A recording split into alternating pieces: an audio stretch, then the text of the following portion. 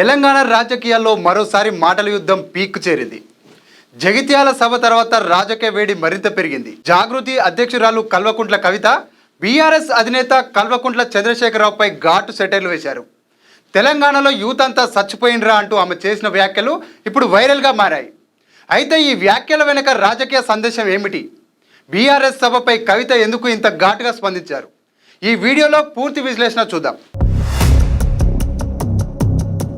జగిత్యాలలో బీఆర్ఎస్ నిర్వహించిన భారీ సభ ఇప్పటికే రాజకీయ చర్చకు కేంద్రంగా మారింది.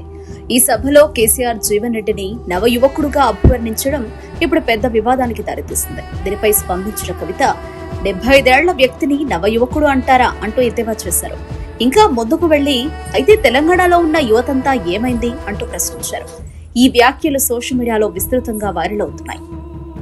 బీఆర్ఎస్ పార్టీ సభ అయితే జగిత్యాల్లో 75 సంవత్సరాల కురు వృద్ధుని రాజకీయ నాయకుని చేర్చుకొని మరి ఈ సభతోని నీకే 25 సంవత్సరాలు తగ్గిపోయినాయి, మీరే నవయువకుడు, మీరే అద్భుతంగా రాజకీయం చేయాలని చెప్తే మరి తెలంగాణలో ఉన్న యూత్ అంతా చచ్చిపోయిందా, బతుకున్నారా, వాళ్ళ ఫ్యూచర్ ఏంది, వాళ్ళ కథ ఏంది నాకైతే అర్థమవుతుంది. కవిత వ్యాఖ్యలో ప్రధానంగా కనిపించిన అంశం యువత సమస్యలు. రాష్ట్రంలో లక్షలాది మంది నిరుద్యోగ యువకులు ఉన్నారని, వారి భవిష్యత్తుపై ఎవరూ మాట్లాడడం లేదని ఆమె విమర్శించారు. బీఆర్ఎస్ గుట్టి కథలు చెబుతోంది, కాంగ్రెస్ పిట్ట కథలు చెబుతోంది, కానీ ప్రజల కష్టాల గురించి ఎవరూ మాట్లాడడం లేదు అని ఆమె వ్యాఖ్యానించారు. ఈ వ్యాఖ్యలు 2 ప్రధాన పార్టీలను టార్గెట్ చేసినట్లుగా కనిపిస్తున్నాయి. ఇది చూస్తే కవిత తన రాజకీయ ఫోకస్ ను యువత వైపు మళ్లించినట్టు అర్థమవుతోంది. అందుకే నేను ఇన్వైట్ చేస్తున్నా. నేను కొత్తగా పెట్టబోయే పార్టీలో యూత్ కి మంచి అవకాశాలు ఉంటాయి కాబట్టి యంగ్ పార్టీగా ఉండేటటువంటి కొత్త చేంజ్ తీసుకొచ్చే పార్టీ వైపు ప్రజలు చూడాలని చెప్పి నేను రిక్వెస్ట్ చేస్తా ఉన్నా. ఈ సందర్భంగా కవిత జీవన్ రెడ్డి పార్టీలో చేరడంపై కూడా తీవ్రంగా స్పందించారు. తెలంగాణ వ్యతిరేకి అయిన వ్యక్తిని పార్టీలో చేర్చుకుని ఏ సందేశం ఇస్తున్నారు అంటూ ప్రశ్నించారు. రాజకీయ పునరేకీకరణ పేరుతో ప్రజలను తప్పుదోవ పట్టిస్తున్నారని ఆరోపించారు. ఇది బీఆర్ఎస్ అంతర్గత రాజకీయాలపై కూడా ప్రశ్నలు లేవనెత్తేలా ఉంటాయి. ఇంకొక పక్క రాజకీయ పునరేకీకరణ పేరుతోని ప్రజలను తప్పుదోవ పట్టించడం. ఎవరండి ఈ జీవన్ రెడ్డి గారు?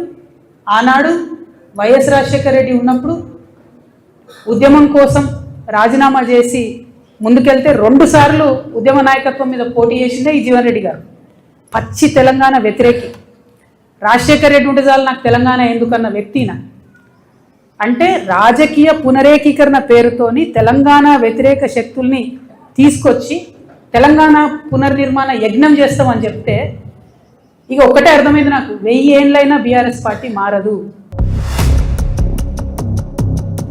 కవిత మరో కీలక అంశాన్ని కూడా ప్రస్తావించారు. బీఆర్ఎస్ సభలో బీజేపీపై ఒక్క మాట కూడా మాట్లాడలేదని అన్నారు. అలాగే మహిళా రిజర్వేషన్లపై చర్చ జరగకపోవడం కూడా తప్పుపట్టారు.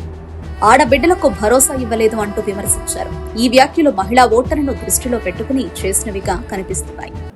ఎట్ ద సేమ్ టైం మీరు బీఆర్ఎస్ పార్టీ పెట్టినటువంటి సభను అబ్జర్వ్ చేసినట్టయితే కేంద్ర ప్రభుత్వాన్ని పల్లెత్తు మాట అనలేదు. జాతీయ పార్టీని అని చెప్పుకునేటటువంటి పార్టీ ఇవాళ దేశవ్యాప్తంగా చర్చ అవుతున్న అంశం ఏంది? మహిళా బిల్లు, డీలిమిటేషన్. ఈ రెండిటి మీద కనీసం పల్లెత్తు మాట అనలేదు. ఆడబిడ్డలకు ఒక భరోసా ఇవ్వలేదు. రాజకీయంగా మీరు ముందుకు రావడానికి మేము నిలబడి ఉంటాం, మీకు అండగా ఉంటాం అనే భరోసా ఇవ్వలేదు. అంటే ఆ పార్టీలో ఆడబిడ్డలకు ఎప్పుడు గౌరవం ఉండదు అనుకోండి, అది వేరే విషయం. కానీ చూస్తే మందేమనుకుంటారు అనడానికన్నా కనీసం మరి మహిళా బిల్లు పోయింది, మేము జాతీయ పార్టీ, దాని మీద మాకు విధానం ఉంటుంది, దీని మీద మేము పోరాటం చేస్తామన్న మాట కూడా బీఆర్ఎస్ పార్టీ మాట్లాడకపోవడం అన్నది నిజంగా శోచనీయం. ఈ మొత్తం వివాదంలో హైలైట్ అయిన అంశం కవిత కొత్త పార్టీ ప్రకటన. కాంగ్రెస్ బీఆర్ఎస్ పార్టీలకు ప్రత్యామ్నాయంగా కొత్త రాజకీయ శక్తిని తీసుకొస్తానని ఆమె ప్రకటించారు. ప్రత్యేకంగా యువత, ఉద్యమకారులకు ప్రాధాన్యం ఇస్తామని హామీ ఇచ్చారు. ఏప్రిల్ 25న మేడ్చల్ జిల్లా మునిరాబాద్ వేదికగా కొత్త పార్టీ ప్రారంభిస్తారని తెలిపారు. ఇది తెలంగాణ రాజకీయాల్లో కొత్త సమీకరణాలకు దారితీసే అవకాశం ఉంది. ఇప్పుడు ప్రధాన ప్రశ్న, కవిత కొత్త పార్టీలో తెలంగాణ రాజకీయాలను ఎలా ప్రభావితం చేస్తుంది? యువత ఆమె వైపు మొగ్గు చూపుతారా?